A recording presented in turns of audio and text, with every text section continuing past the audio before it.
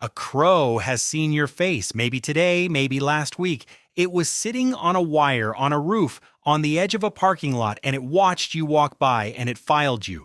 You didn't notice. You almost never do, but the crow built a record of you, and that record does not go away when you do. Most people assume a crow looking at a dead body is just looking for food, a scavenger doing scavenger things.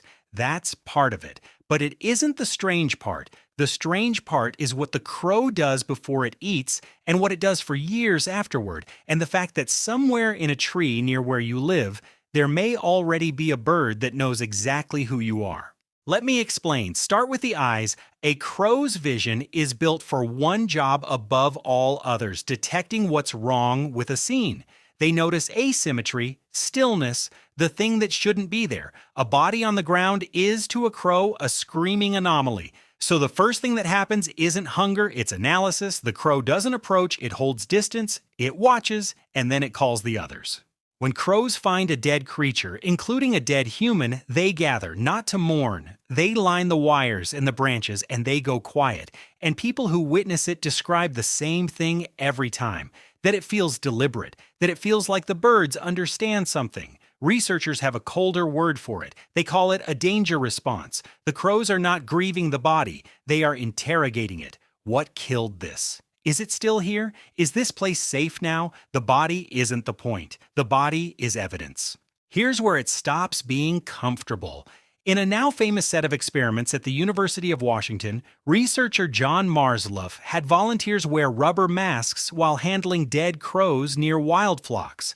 Then those same masked people came back weeks later doing nothing, carrying nothing. The crows remembered. They scolded the mask. They dive-bombed it, and they kept doing it for years. Now hold that thought and put a human body into the picture instead.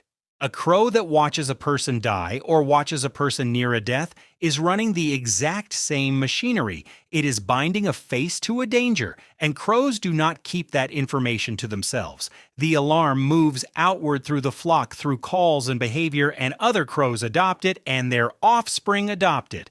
Marzluff's team documented birds mobbing a dangerous face that had never been alive when the original event happened. The knowledge outlived the witnesses. Think about what that means for a second. A crow can carry a grudge it inherited. It can fear a face it has never personally seen do anything wrong because an older bird told it to. So if a crow ever connected your face to harm, that face can be passed down to birds you will never meet after you are gone. But it goes deeper than memory. Crows appear to model cause and effect. They don't just register something bad happened here. They seem to ask why and what does it mean for next time. After one of these gatherings, the crows don't just get generally nervous, they get specifically nervous about that exact location. They reroute their flight paths around it. They warn other crows away from it. They updated their entire map of the world based on a single body and a single afternoon.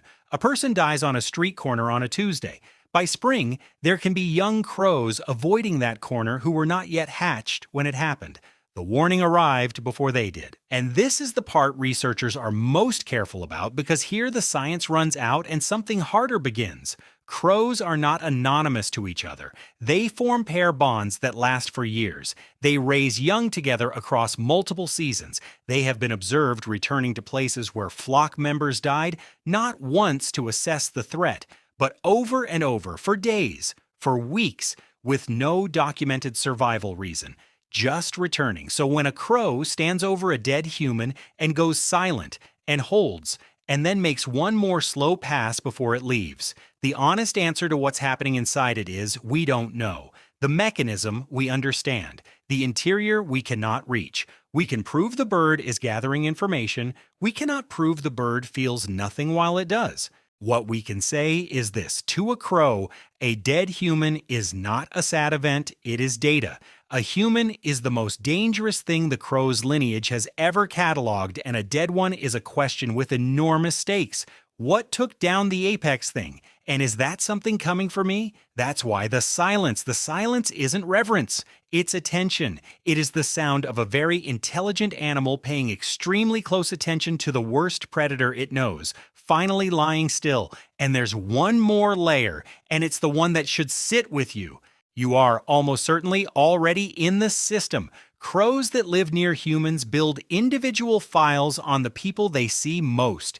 The mail carrier, the neighbor who chases them, the one who leaves food. If you have a yard, a route, a window you stand at, there is a decent chance a local crow has a working profile of your face. Not a vague impression, a specific record tied to whether you are a threat, which means the question this video opened with has a quietly unsettling answer. When a crow eventually sees you motionless, the gathering, the scanning, the silence, the analysis won't be happening over a stranger. It will be happening over a face it has been tracking. It will be reading the scene to figure out what finally got the human it had been watching. And whatever it learns, it will tell the others, and the others will tell theirs.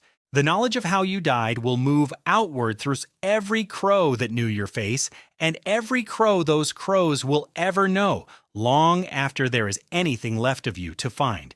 We started with the idea that a crow at a body is just looking for a meal.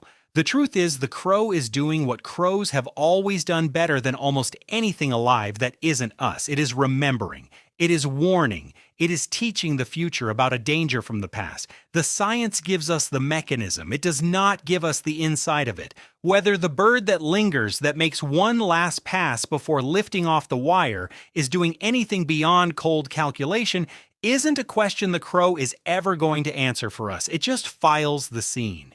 And it remembers your face, and then it flies off to tell the others.